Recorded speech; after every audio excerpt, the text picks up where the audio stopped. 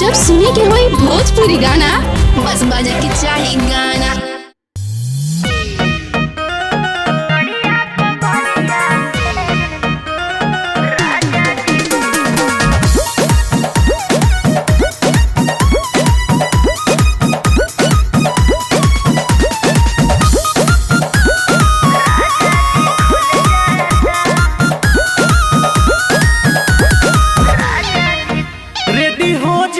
झटपट झार के मंजूरा दोना उल्टी वाला मार के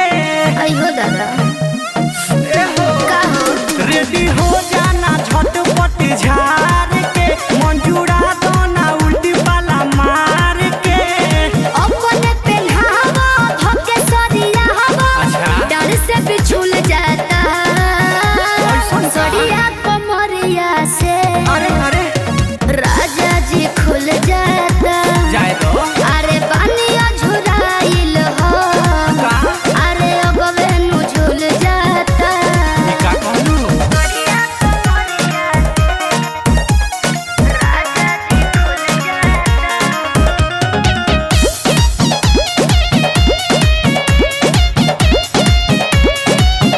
कबो देखनी ना नैहर में साड़ी रही वही जाके हम सुख बहारी नूर बाटे न पूछू के पिया पर जाता बदनिया पर भारी बुझनी बेटी पतो के चाल चलन सीखो ए जी। रानी जबले तू रहल कुआरे खाली पेन्हत रहलू तलवारे हाँ जी। अपना भौजी से कुछ नहीं सीखलू घरे घरे घूमत रही कारे अरे ओही से न बोली बढ़िया से खोली झड़ जाई फूल पाता सरिया कमरिया से का कहलू राजा जी खुल जाता अरे पानिया झुराइल हो अगवे नु झुल जाता अरे समझा दो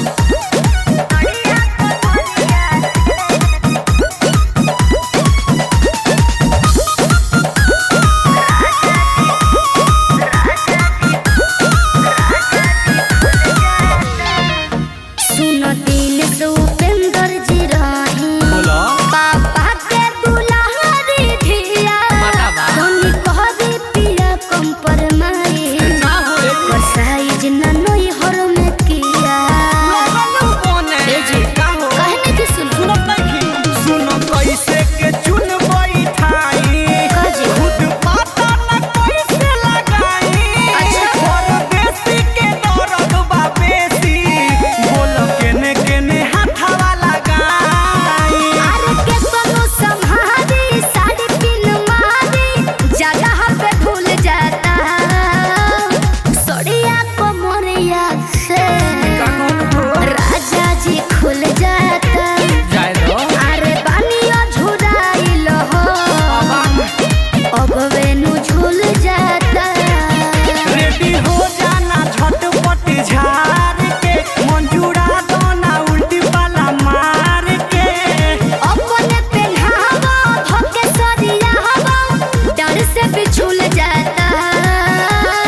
सरिया कमरिया से राजा जी खुल जाता अरे पानिया झुराइल हो अरे अगवे नु झुल जाता अरे चलो पलाजो किंदी अपने